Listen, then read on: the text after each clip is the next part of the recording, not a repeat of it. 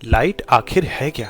इस सवाल का जवाब हम सदियों से खोज रहे हैं। न्यूटन का मानना था कि ये छोटे छोटे पार्टिकल से बनी है, पर यंग्स डबल स्लिट एक्सपेरिमेंट और मैक्सवेल की इलेक्ट्रोमैग्नेटिक वेव इक्वेशंस ने साबित कर दिया कि ये एक वेव है। तो मामला सेटल लग ही रहा था कि तभी एंट्री हुई एल्बर्ट आइंस्टाइन की। आइंस्टाइन के टाइम पे फिजिक्स के गलियारों में एक ऐसा एक्सपेरिमेंट हो रहा था जिसका किसी के पास कोई जवाब नहीं था। जब किसी मेटल पे हाई फ्रीक्वेंसी लाइट या यूवी रेज गिराते तो मेटल से इलेक्ट्रॉन इजेक्ट होते और इस एक्सपेरिमेंट को फोटो इलेक्ट्रिक इफेक्ट नाम दिया गया। पर इसे वेव नेचर से समझना इतना मुश्किल क्यों है? वेव से एनर्जी इलेक्ट्रॉन को मिलती होगी और वो बाहर आ जाते होंगे। इसमें दिक्कत क्या है? पहली दिक्कत, अगर लाइट वेव है तो इसके पास कॉन्टिन्यूअस एनर्जी होगी। लो फ्रीक्वेंसी लाइट के लिए भी इलेक्ट्रॉन धीरे धीरे एनर्जी अब्सॉर्ब कर सकता है और बाहर आ सकता है, लेकिन ऐसा होता नहीं। लो फ्रीक्वेंसी पे इलेक्ट्रॉन मेटल से इजेक्ट होते ही नहीं। दूसरी दिक्कत, अगर लाइट की इंटेंसिटी बढ़ाएं तो वेव की कुल एनर्जी भी बढ़नी चाहिए। यानी जब मेटल से इलेक्ट्रॉन इजेक्ट हो तो ज्यादा तेज यानी ज्यादा काइनेटिक एनर्जी से बाहर आने चाहिए, पर ऐसा भी नहीं होता। एक फ्रीक्वेंसी की कितनी भी वेव्स मार लो, इलेक्ट्रॉन की एनर्जी सेम ही रहती है। इन सब सवालों का जवाब साइंटिस्ट के पास नहीं था और आइंस्टाइन भी इन सवालों का जवाब ढूंढ रहे थे।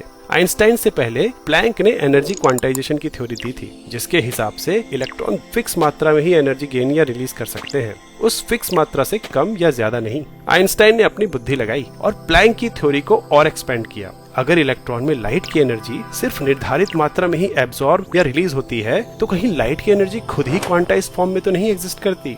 मतलब लाइट, जिसे वेव माना जाता है, उसकी एनर्जी कॉन्टिन्यूअस नहीं बल्कि फिक्स क्वांटिटी की हो, यानी वो एक पार्टिकल की तरह हो। आइंस्टाइन ने इन लाइट के पार्टिकल्स को फोटोन का नाम दिया। इसे एक एनालॉजी से समझते हैं। मान लो एक पेड़ पे तुम्हारी बॉल फंस गई, जो कि यहाँ इलेक्ट्रॉन को दर्शाता है। अब तुम्हें उसे नीचे लाने के लिए पत्थर यानी फोटॉन्स मारने हैं। अगर पत्थर बहुत छोटे हैं तो तुम कितने भी मार लो, बॉल नीचे नहीं आएगी, यानी फोटॉन के पास एनर्जी कम है।